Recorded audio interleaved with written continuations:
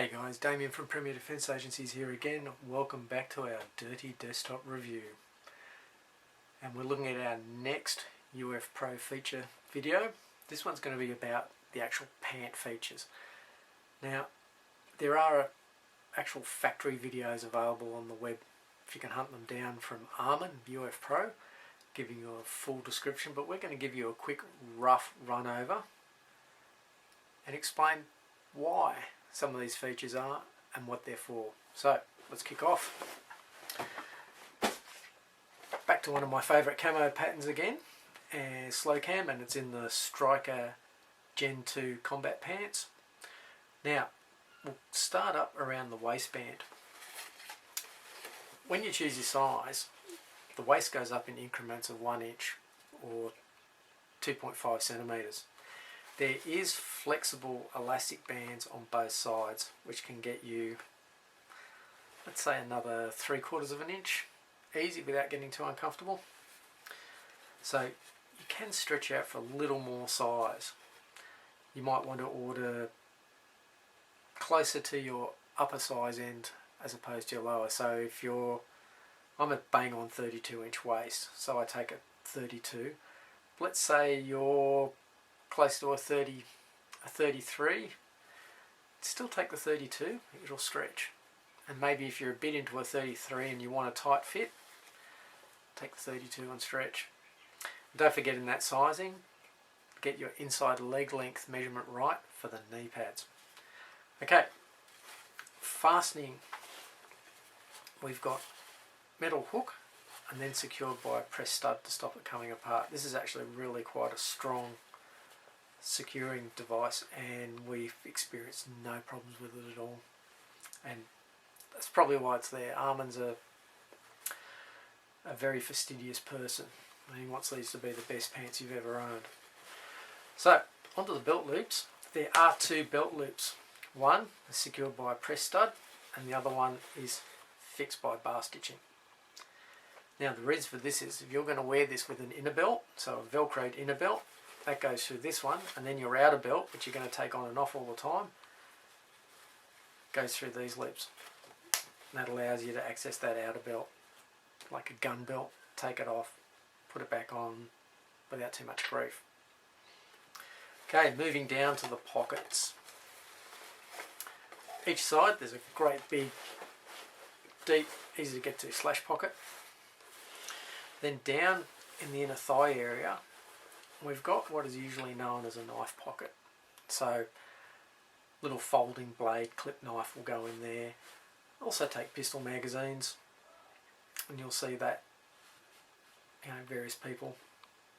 In Australia we don't usually go shoving pistol magazines around our place. But anyway, folding knife pocket. Then we go on to the outer leg pocket.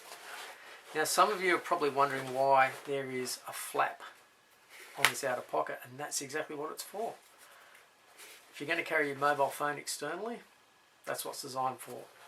It will keep your phone in, but when you want it, you can just pull your phone out.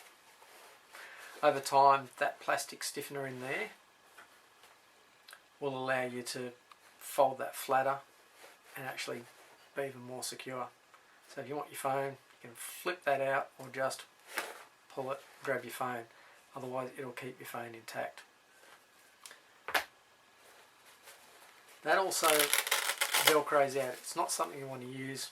Take it out, remove it. The pocket then becomes suitable to take a magazine, and it will take a double stack 5.56 mag. Not that we get many of those here either. There's also a small pen pocket, or we can think of a couple of other things that I can't mention to stick in that pocket. Up to you. Now the pocket does go to the back of the leg, and it does bellows. It's not as big as cargo pockets found on other trousers, and that's sort of designed to stop you putting too much stuff in your pocket and looking like a squirrel with full cheeks. Now the main pocket can be accessed through this side zip, which is for when you're sitting down, you want to reach in and grab something in a seated position. That's been useful to me.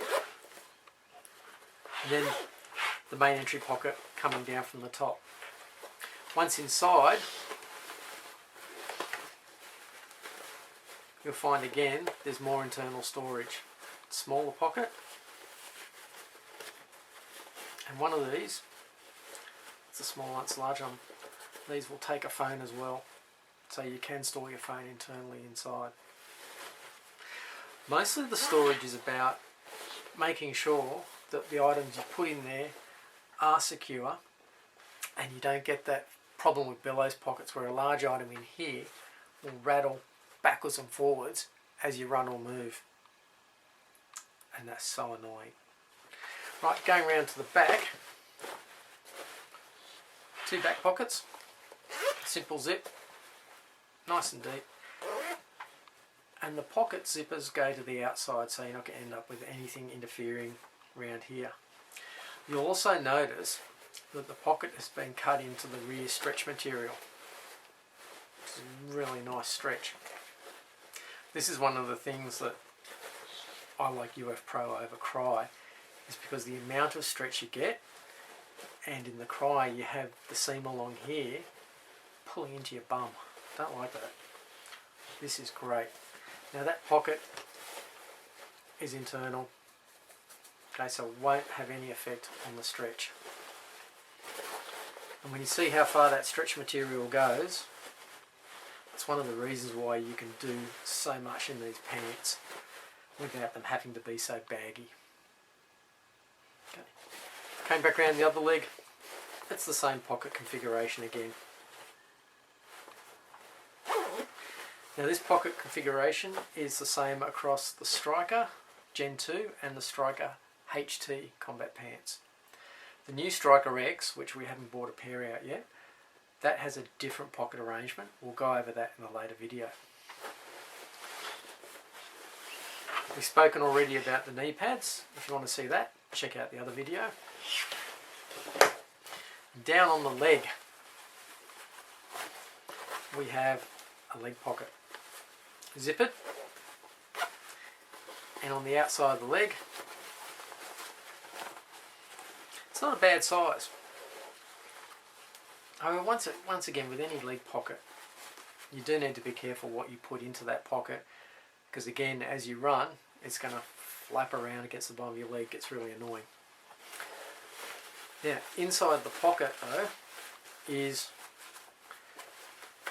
the bungee for adjusting the calf hem. So you'll notice down on the bottom of the leg we've got really nice Cordura reinforced inner component, and then our leg adjustment. Now, one thing that these pants aren't designed for is to be bloused. Okay, they come down around your lower ankle, and then you simply reach in, pull your adjustment,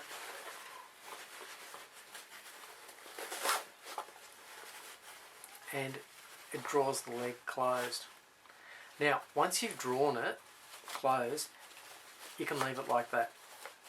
Okay, you don't have to reach in and release it to take your pants off, because that's what this zip's for. It's a gusset that you can open up and stretch further to get off around your boot. How much tension you put on that cord, that's up to you. Also up to how much ventilation you want through that area. So it's a trade-off. More ventilation, but you get insects access up your leg. I don't know, I've never really had that much of a problem with that, unless you go stand on an ant's nest. So, and up the inside, nice and smooth, and plenty of stretch material to the back, to the front, and the groin. That's what gives these pants so much flexibility, and one of the toughest crotch areas going.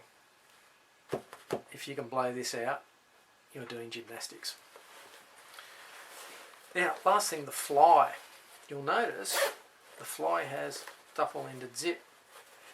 Got your battle belt on, gun belt. You want to go to the toilet, fumbling around with this, or just pull this up.